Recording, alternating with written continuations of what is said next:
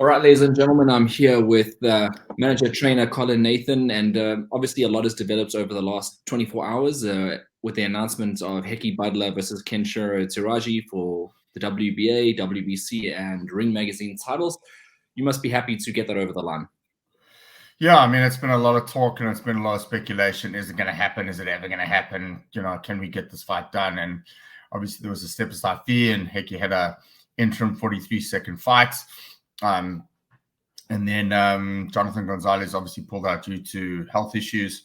And then there was a replacement of that. And here we are now, the mandatory position for the WBC now gets his long-awaited shots at the WBA, WBC, and of course the Ring Magazine belt, the linear championship. Interesting fact also about Kenshiro. Obviously, he is currently the lineal champion in the division. He's a knockout artist. He's very strong, and he beats someone that Heki had beaten previously. That beat Heki previously, I should rather say, Hiruto Kiyaguchi. What's your assessment of Kenshiro? Do you believe he is legitimately the best in his weight division at the moment? Well, I think so. I mean, obviously there's claim for Gonzalez, and obviously closer to home, Nontshinga. And I think Nontshinga is one of those developing champions, world champions under the age of 25. I mean, I just want to say I think the world of Nontshinga's ability, and I think he's going to get better and better. But right now, I think you have to say that Kenshiro is the number one guy based on who he's beaten. And, everyone's thinking that this is just a foregone conclusion. Heki lost to Kiyaguchi. Kiyaguchi got smashed against Kenshiro. So, the odds are obviously stacked against Heki winning this title in this contest. But I've been around the sport long enough to know that boxing is not always like that, right? So if you think about it, Tommy Hearns knocked out Roberto Duran, right? But Iran Barkley knocked out Tommy Hearns and then beat him on points in the return. And Iran Barkley lost to Roberto Duran. So if all things being equal, boxing often is about styles. It's about the right fight at the right time. And I believe Heki's style is going to be an absolute nightmare for Kenshiro. Like, absolute nightmare. And I also wanted to go to, have you been saying that from the beginning as well, since the beginning of the year when you knew kind of the possibilities were going to line up and Heki was the WBC number one. And then he took a keep busy fight against an opponent from Thailand who, didn't last very long, as you mentioned earlier, 43 seconds. Is that the ideal preparations going into this one? It's a good question.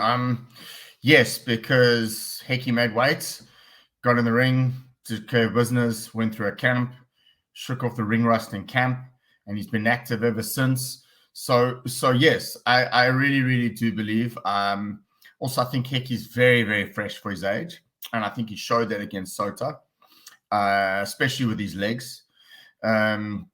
Shiro obviously is a different style of fighter altogether. He's very, very strong. He's a good counter puncher.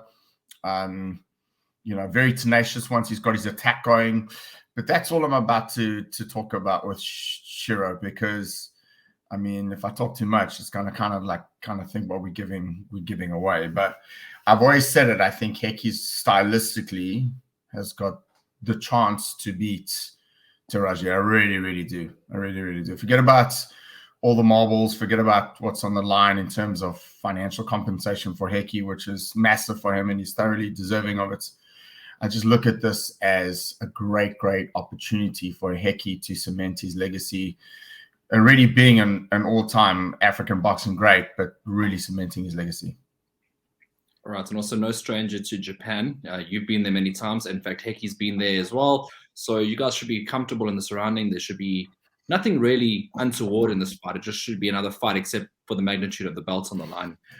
Yeah, and I think, listen, it's obviously going to be a very hard fight. I mean, for me to sit here and say, it's going to be, no, we're the underdogs in this fight. We're not supposed to win.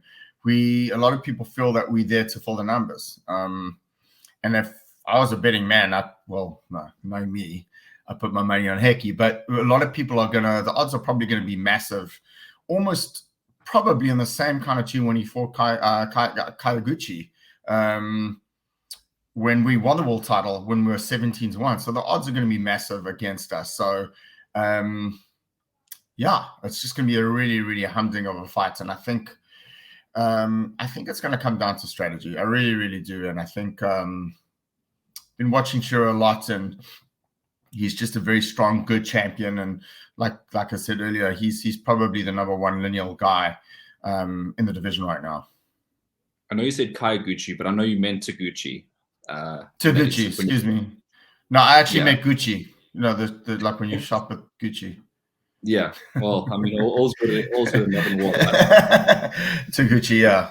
That was just, again, the odds against us in that fight. We were 17-1, so we won a decision there. So again, we're going to be the heavy underdog going into that contest. All right, and obviously I haven't interviewed you for a while, and we haven't had a chat, so there's a lot to catch up on. And one of the things that happened was the defense of Sivanati Nontshinga's IBF title in the same division, a huge mark for him, because not just did he win the fight, he won the fight well. Yeah, I mean, it looked to be on paper a very tricky fight. And the game plan was to let Suganov kind of step on the front foot. He was always used to fighting Asian fighters who are very aggressive on the front foot. And if you looked at his opponents, all of them attacked him, going forward. And we thought, well, let me take him out of his comfort zone. And the whole plan was to obviously establish the range, which we did, score effectively, and not get drawn into what he wanted us to do. And effectively, he did that from the very first minute. The right hand at the end of the first round was just like a added bonus. And then he just boxed according to the plan, and he looked beautiful. I mean, he never took any really hard flush shots, and he's never rattled at any point. There was a bit of criticism that, why was he fighting so much off the back foot? Guys need to remember, boxing is a science. You want to hit and not be hit. And it's not a street fight. And his boxing skills, like I'm saying to you, he's just, as a world champion under the age of 25, he's just developing. He's getting better. He hasn't even reached his prime yet. And very proud performance for him. And I really did give a lot of hope for South African boxing, which has obviously been tainted given a lot of the administrative side to what's been going on, But having said that, I mean, just, boxing South Africa, we're all smiling in jubilation because of him retaining his world championship. All right, and I wanted to get your reaction to the aftermath of that, where Jonathan Gonzalez went onto Twitter and he put up a picture of yourself, Sivanati. I mean, that was a nice way to kind of call him out in a way. I mean, that is a potential fight for the future, because you're going to want to unify at some stage with him, or at least maybe not unify, but get the second belt. Yeah, I mean, he has been calling us out, and in fact, he called us out on the week of the fight, rather. And I just told Sivanati just to focus on what we needed to do. I actually have a DM from him, which I need to address still. He messaged me, I think it was last week. But I need to, and I'm assuming he probably wants to put a fight together. So right now, Siva's enjoying his time. He met the president yesterday, which is really, really cool. And a big shout out to Rumble Africa Promotions, Teres and Nomfasani and Lebo and everyone, It was just great to be. It was an actually electric experience. Definitely one of my highlights for South African boxing in my career. Chanting, singing. It was just proudly South African, man. It was awesome. And I knew the magnitude of having the first credible world championship in South Africa after 7 years, and the first credible male world championship in over 11 years in East London. So I knew the significance, and we got it over the line. There were a lot of challenges. Half the reason why I'm in Cape Town is to kind of have a break. It's just hectic. And then obviously I went back last weekend for our Boxing 5 show, which I'm sure we'll talk about now. But just great history for South African boxing, and just, everyone involved. I think they should give themselves a pat on the back, including Reggie Suganov, who really was a credible mandatory world challenger, and Sivanati Nontshinga just putting on a great display of boxing and retaining his championship in emphatic style. Yeah, I've got no doubt Reggie Suganov obviously is going to return one day for another chance at a world title. He seems as though he's good enough to be able to do that. So that was a stern test there, and maybe you can rematch CBA in 5, 6, 7 fights time, whatever it is, whenever he earns the shot again. He's got to get to mandatory. I mean, there's no point in us fighting him in a voluntary. I mean, which Siva's entitled to do voluntary right now, and we in the process of starting discussions on the next move. So I'm just looking forward to that as well. So also, just one more question on CB. I mean, what did you hear back from Eddie Hearn on the performance, and has he mentioned anything of future fights abroad? Yeah, I mean, there's something in the pipeline which we're discussing at the moment. It might come from left wing, but let's see. Right now, the focus is on CB just enjoying the moment, and South Africa just enjoying the moment.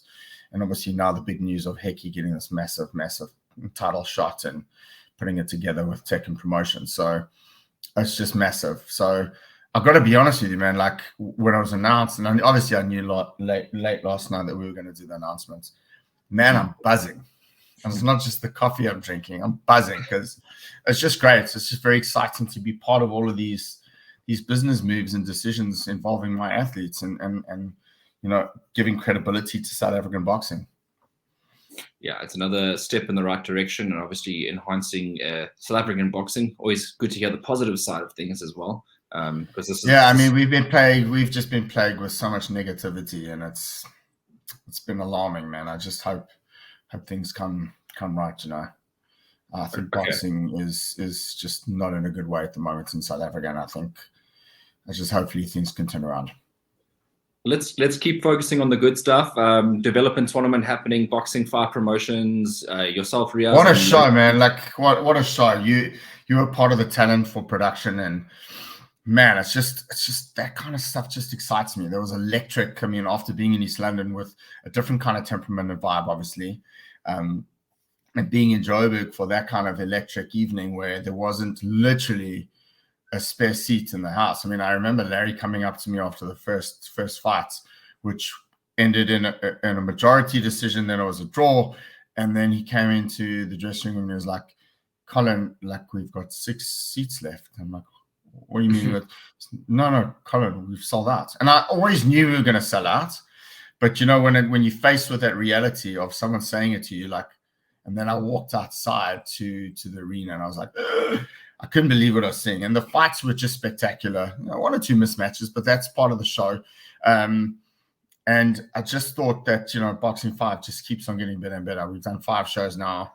And every time we put on an event, particularly at Boyson's, it's a sellout. So that's our home right now. That's our base. And Riaz and Larry, the 3 of us agreed we're just going to keep building the content, which means the fighters and the talent.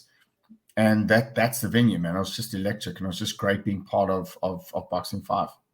And I also want to talk about the amateurs, which I've got to give Riaz credit for. I mean, it's his initiative. Sean Ness and Butti and all the guys, they got together and they made that happen. And it was also, I went there to support the amateurs, and there's some really good little fighters that are coming through that eventually they're going to be crossing over, and we're hoping that they're going to cross over to Boxing 5, obviously. Yeah, I think that was the aim of the pro-am as well, was to have them going and aspiring to reach the professional level one day. And it was nice to see them also get the professional experience, because if you saw the footage between the 2 events, which eventually people will be privy to see when the footage does come out, is that it's exactly the same events. The lights, the camera, the action, the music, everything is there like it was for the pros. Yeah, and it was just great for the amateurs to kind of be part of, being part of that event where, they do get that experience. And I think that amateur program for Boxing 5, because we're planning on doing it every show that we run now going forward, is just going to get bigger and stronger. And I think the crowd's also going to develop for that and come out and support us, and support the amateurs. It was a good crowd, nothing like the pros. But I think also remember, we're building something here with the amateurs, and I think it's only going to get better and bigger and stronger, to be honest. And I think what's going to start happening is in the next 2 or 3 shows, the amateurs are going to want to come fight for Boxing 5 for the amateur show first, and then obviously we'll cross over to the pro side of things in the evening. Right, because you're the official spokesperson for the fighters on Boxing 5, I'm going to quickly go through a couple of the fights that Yeah, you can go, but some of the fights I still have to go back and watch the tape because I was in the dressing room. So let's focus on your fighters then. So an eagle eye view on your fighters. For me, and this is totally an unbiased point of view, I thought calling the fights, I thought Ishmael Kadri was definitely the standout fighter on the evening. I don't know if that. Yeah, I agree with you. Well, for me, it was definitely, from what I saw, he was definitely the fighter of the night. I mean, on paper going in, we thought we'd have problems early on with Gerald in the first round or two. But literally, Ishmael worked out his range from the very first second and outboxed Gerald. Like, I thought it was a shutout. And big credit to and respect to Gerald and Harry for really putting on a courageous performance, because they kept coming and coming and coming. But I thought Ishmael really showed a lot of poise and class. And he showed a lot of development, and we saw hints of that in his fight before that, which I thought was his standout performance. But this performance Saturday was definitely, for me, his most polished performance. Took shots here or there. I mean, that's boxing, but by and large, his defense was really good. His counters were insane, and the body shots and the combinations were really superb. So very, very impressed. And I don't think it's mine might be a biased opinion, but I think yours is on the money.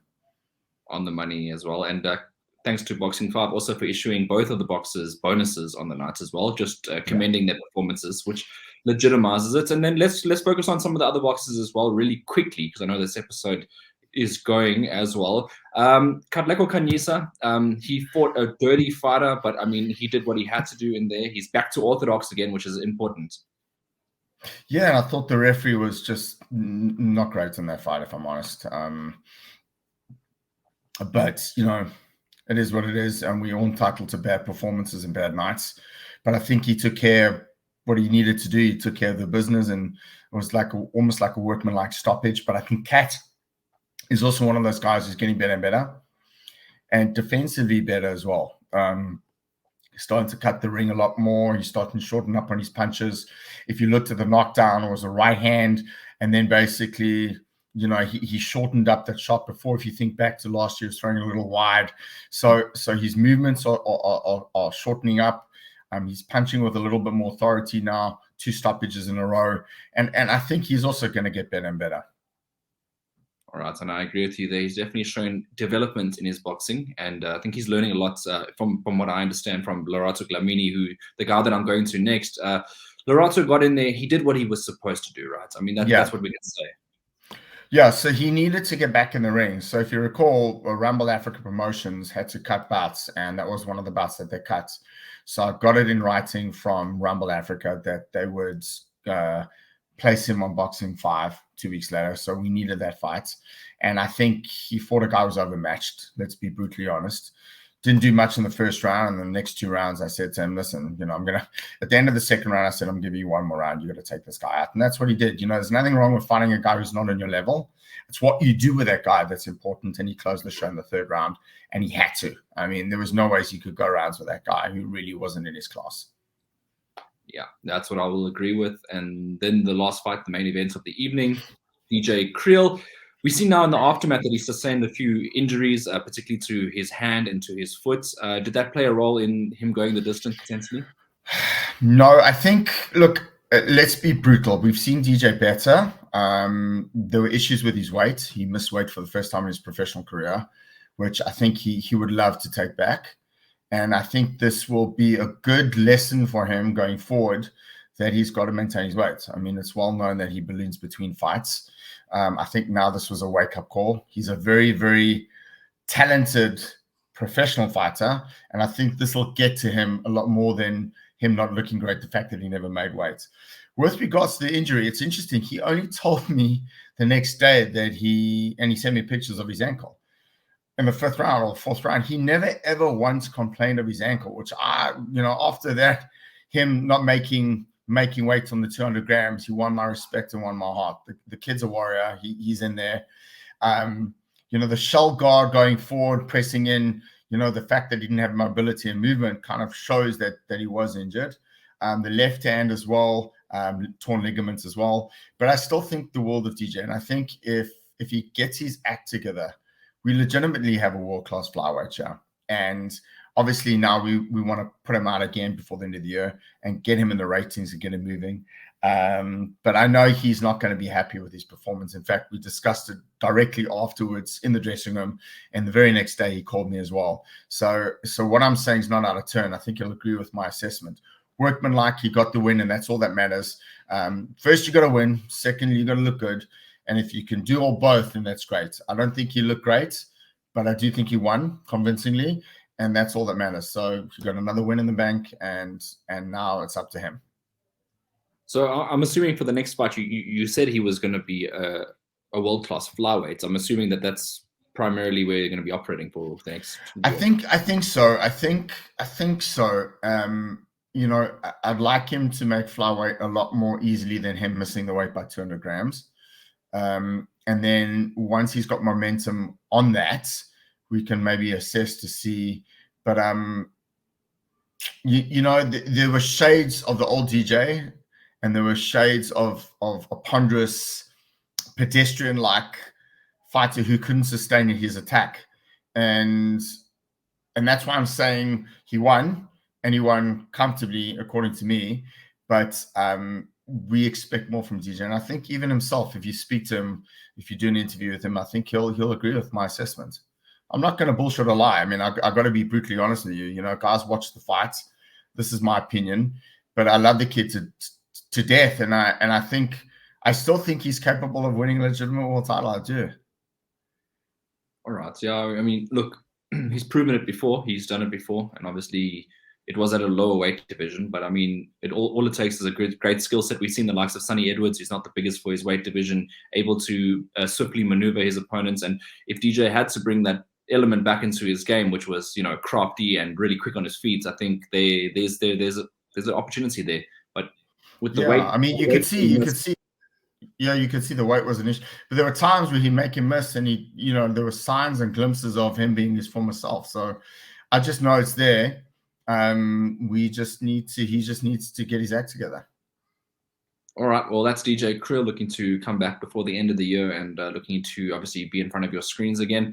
I'm imagining shortly in the next couple of weeks, Boxing 5 will be announcing something else, the next tournament coming up. I mean, I'm on holiday today, but I spent most of the day behind my laptop and obviously on conference calls with Riaz and Larry discussing the next fight card. We probably are going to make an announcement in the next week or two. We've got kind of the idea of who we're going to be headlining. But right now, let me there's just a couple of things administratively we need to get over the line. But the show is going to be imminent, and Boxing 5 just, I think we're looking at another sellout at Boyson's. It's just going to be packed again. Pretty about Josh Feldman, who just got bitten by a spider, bizarrely, and ended up in hospital in Linksville for 2 nights. But he's one of the kids who's going to be turning pro for us for Boxing 5. And there's just a couple other kids that we also want to feature on the upcoming fight cards. So just looking forward to that. Right, more exciting things to come. Colin, is there anything I haven't spoken about? Any fighters that are fighting on other promotions that I haven't quite picked up on? No, Alfred Lamptey is going to be fighting shortly, so I'm going to be looking forward to being with him soon. Also, I think the world of his ability, and then just obviously getting back to the gym and working in my office and coaching on the floor. You know how it goes, man. And seeing you around, hopefully, you look looking good, my guy. Yeah. Summer's coming, well. And the cheeks stop being swollen, and I'm going to become a lightweight. Swollen? What, you get hit, or was it just you've been lifting the fork? I'm getting hit with a bag of chips or something like that. I don't know. Yeah. I just need to sort my diets out, and I'll be 100% back. All right, bro. Let's get going. We'll chat soon. Keep well, Cole. We'll see you.